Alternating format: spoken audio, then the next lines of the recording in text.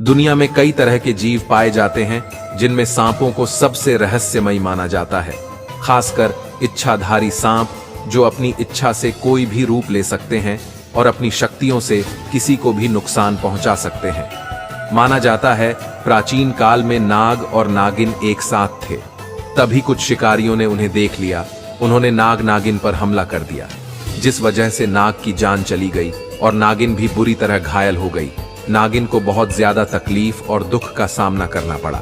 उसके बाद उसने शिव जी की पूजा की। वह उसकी पूजा से बेहद खुश हुए।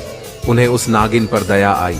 उन्होंने नागिन को चमत्कारी शक्तियां दी, जिससे वह कभी भी अपना रूप बदल सकती थी, साथ ही किसी से भी अपनी सुरक्षा कर सकती थी। वह कोबरा प्रजाति की थी। आज भी अगर कोबरा प्रजाति का सांप 100 साल उम्र पूरी कर ले तो उनके पास नागमणि आ जाती है, जिसकी अलौकिक शक्तियों से वह इच्छाधारी बन जाते हैं। कहा जाता है किसी कोबरा के जीवन के 100 साल पूरे करने के बाद स्वाति नक्षत्र की बूंदें उसके मुंह में गिर जाएं, तो बाद में यही बूंद विकसित होकर नागमणि बन जाती है। ये नागमणि बहुत ज्यादा चमकती है, जिससे सांप अंधेरे में खाना ढूंढ सकता है। ये सांप की सारी इच्छाएं पूरी करती है। अगर किसी को यह मणि मिल जाए तो वह हमेशा स्वस्थ रहता है, पैसे की कमी नहीं होती है, उसकी इच्छाएं भी पूरी होती हैं। इस नागमणि की वजह से प्राचीन काल से ही सपेरे नाग नागिन की तलाश में रहते हैं। नाग नागिन के किस्से भारत में ही नहीं बल्कि दुनिया भर में प्रचलित है। चीन की लोक कथाओं में 2 ऐसे सांपों का पता चलता है जो एक दुर्गम पहाड़ों पर रहते थे। सैकड़ों साल की तपस्या से वह सुंदर महिलाएं बन गई जो प्राचीन चीनी शहर के पास एक झील में रहती थी। इसके अलावा चीन के मशहूर कवि ने एक ऐसे सांप के बारे में लिखा था जिसका दिन के समय आधा शरीर सांप का और आधा महिला का था। वह दिन में लोगों को अपने पास बुलाती थी और रात में उन्हें मार देती थी।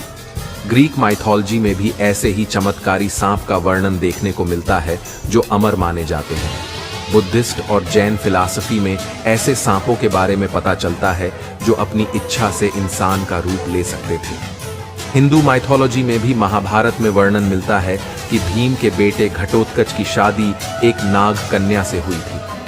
महाभारत में एक और जगह वर्णन मिलता है कि जब अर्जुन इंद्रप्रस्थ से 12 साल के वनवास के लिए गए तो वह पूर्वी क्षेत्र की ओर गए थे। एक सुबह जब वह गंगा नदी में स्नान कर रहे थे, तभी किसी ने उसका पैर पकड़कर पानी के अंदर खींचा था और अपनी शक्ति से उन्हें धरती के अंदर लोक में ले गई। वह एक नाग कन्या थी जिसका नाम उलूपी था। उसने अर्जुन से शादी करने को कहा, लेकिन अर्जुन ने कहा वह अभी वनवास में है और उन्हें ब्रह्मचर्य का पालन करना होगा। उलूपी ने अर्जुन से कहा यह ब्रह्मचर्य केवल द्रौपदी के लिए है। फिर अर्जुन उलूपी से शादी कर लेते हैं। उलूपी अर्जुन से खुश होकर उन्हें वरदान देती है कि पानी के सभी जानवर अर्जुन की बात मानेंगे और उन्हें पानी में कोई नहीं हरा सकेगा।